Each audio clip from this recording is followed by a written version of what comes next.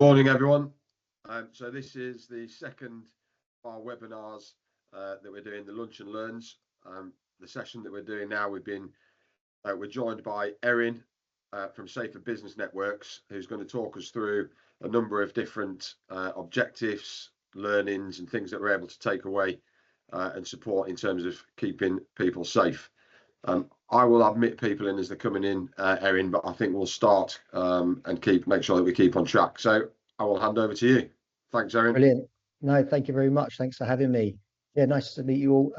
My name is Erin Bessam. I work for Safer Business Network, we're a not-for-profit organisation, CIC, and we deliver on a number of initiatives to help people and organisations deal with our vibrant nightlife, daytime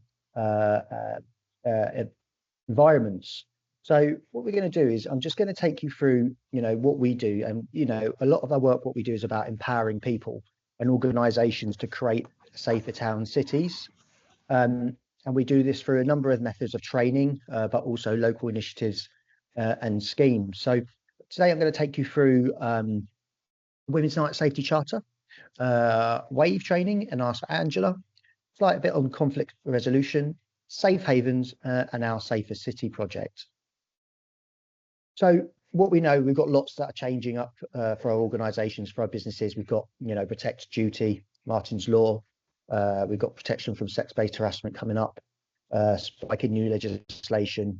And as we know, the agenda is violence against women and girls focus, so which stands for VORG. And we know that the Labour manifesto is to reduce VORG offences by 2034.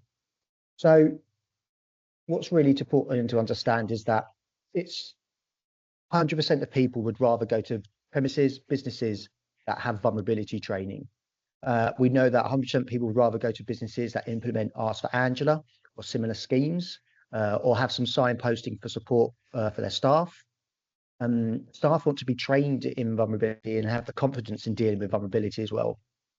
But also coincide with this is actually our colleagues who work in our buildings and our businesses want to feel safe when they're travelling, socialising to and from work or at work, and from home as well.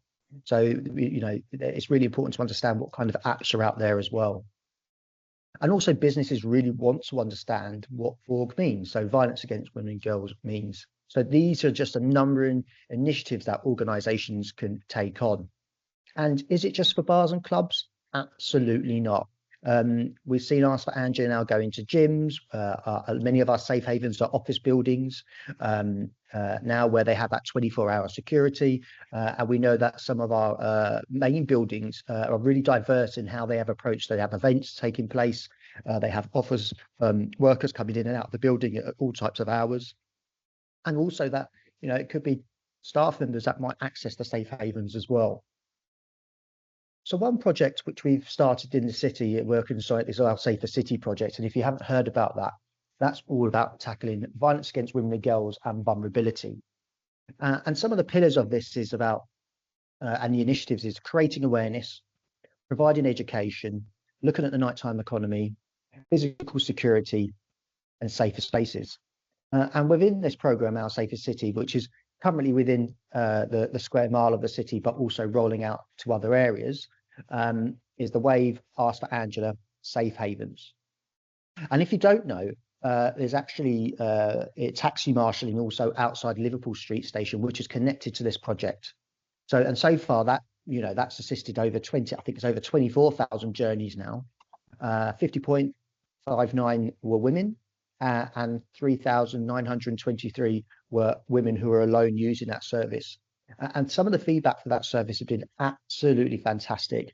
And whether in the city or you're in other areas where there's similar schemes, this is great to also pass this information out to your colleagues, to the businesses, or to your customers that are coming into your premises. So I'm just going to go through a little bit what WAVE is. So WAVE training, so far we've delivered this over to 30,000 people. Yes, it started predominantly in the hospitality industry, but now we're training football clubs, office buildings, banks, NHS, and other large organisations as well. As I alluded to earlier, everybody wants to know what they can do to identify and deal with vulnerability dead on. So the WAVE program, Welfare and Vulnerability Engagement, is a Highfield accredited program. So it goes through it's a really sort of proactive, engaging course where learners can understand what vulnerability is, what makes someone vulnerable, looking at equality, diversity, inclusion, disability awareness. We look at how we identify those sort of vulnerabilities, interventions, so ensuring that businesses have the right policies and procedures in place. It could be the look of welfare officers or how we engage with possibly offenders and victims. It goes through reporting and recording. So actually, do we have those those right processes in place? And we also look at, counterterrorism, also spiking awareness, and the Ask for Angela scheme. And the great news, and when we listened to businesses, they really told us that actually we want this as an accredited scheme. So we accredited through Highfields, and we also have e-learning available. And currently, if you have lots of security, that WAVE e-learning is available for free, where we partnered with a security industry authority. And I will send the links out after this call. It's a really engaging course, and what we've seen from this is, I had an email a couple of weeks ago from somebody who it was a shopping centre, and just before this could be quite triggering for people, but they went on this course and they saw someone who's quite vulnerable, and they followed the person into their building, and this is one of the managers that worked in that premises. And unfortunately, the person was actually having suicidal thoughts. And if it wasn't for that person going on WAVE training, they said, actually, they wouldn't have interacted. They wouldn't have the confidence to deal with that vulnerability or recognise it. We've also started to see businesses actually where they learn about crime scene awareness, or where they've stopped offenders who've seen them spike drinks as well. So we've had some real positive cases by people attending this training. And hopefully everybody knows about this, but it's the Ask for Angela scheme. I can do a thumbs up if hopefully everybody knows about it. But Ask for Angela scheme, again, started off within the hospitality sector. And Ask for Angela came from, unfortunately, a relationship where Angela's real, and she was in a coercive relationship, and she was never, unfortunately, able to seek help. And then, unfortunately, went on to Angela getting murdered. So an Inspector Hayley Crawford from Lincolnshire produced the Ask for Angela scheme. And so we rolled this out in London, but also in some nationally as well. Now, these are very much these posters here about hospitality, but now we've gone further afield into businesses and organisations where they have signposting on their posters. We've recently seen this going to piloting in gyms. It's all about to go into football clubs and now office blocks, museums, etc. So again, it's that other sort of giving your support to colleagues and customers and business people within the businesses, and we can adapt the posters to really suit your organisation. And then just on the left-hand side there is actually we take them through the process, the steps of what to do if someone asks Angela. It's a fantastic scheme. It's very reactive, hence why we deliver the proactive session of WAVE, and it allows really people just to engage and really update themselves and learn some new skills. So I'm just going to play a video of what vulnerability looks like and what makes someone vulnerable, along with the Ask for Angela scheme.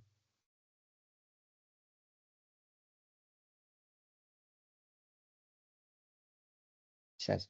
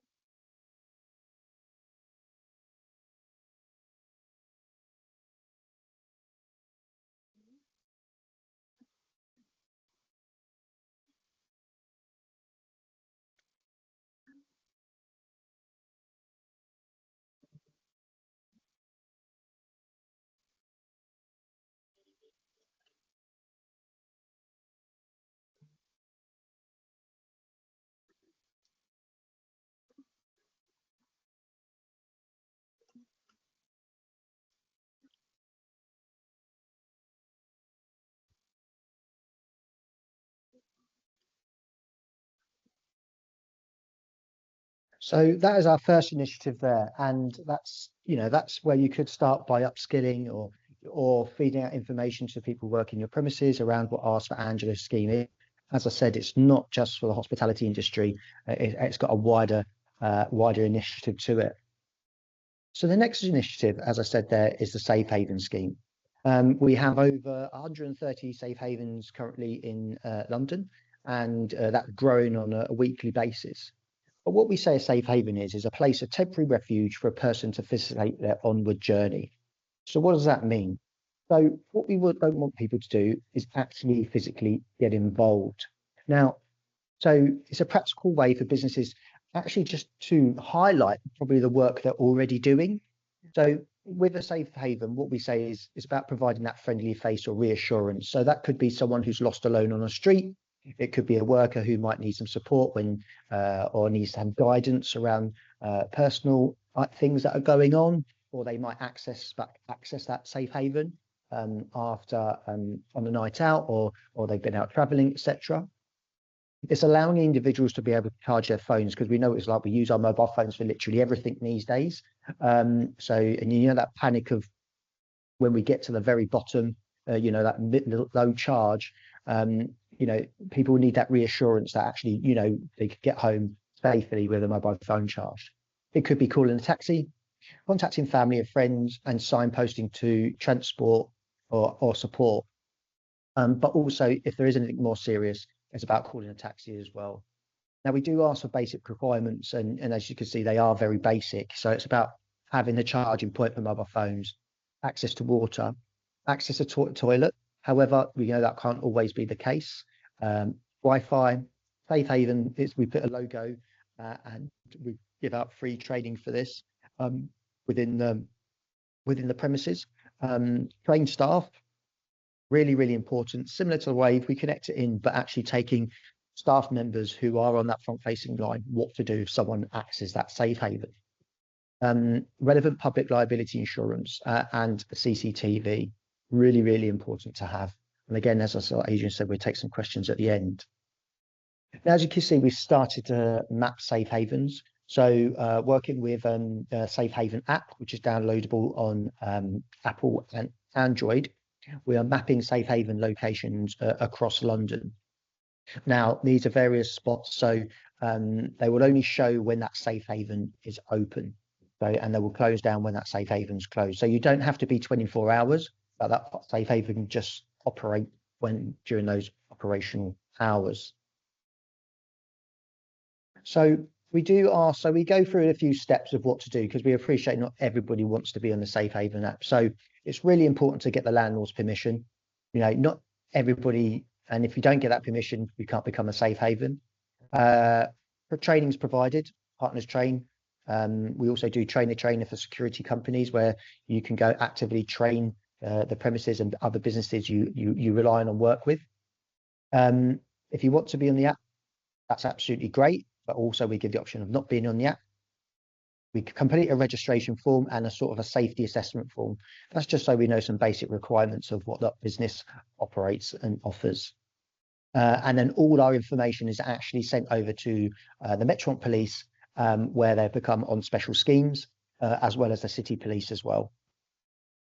So they're aware. So if you make a phone call, the call operator, police or call operator, would know it's a safe haven. So it's a bit repetitive here, but I'm just going to take you through the process of what a safe haven is for a short video.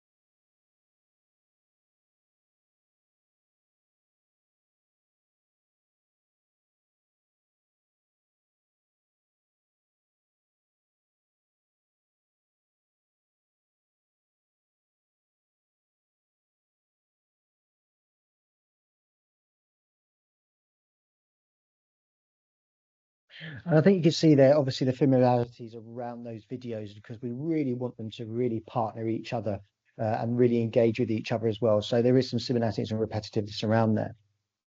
Now, if you're an organization or a business and you just want to know where to start, I would start at signing up for the Women's Night Safety Charter. Now, it has night in it, but we have people from daytime and nighttime within that. And we lead on that on behalf of the Mayor of London. And it's all about getting all types of industry to sign up about what they can do to protect women and girls, but also those that are vulnerable that are either within their premises, visiting their premises, or going out socializing if we're putting on events. So if there's any way to start, I would say it is by signing up for the Women's Night Safety Charter. And again, I've just got the last final video just to play you.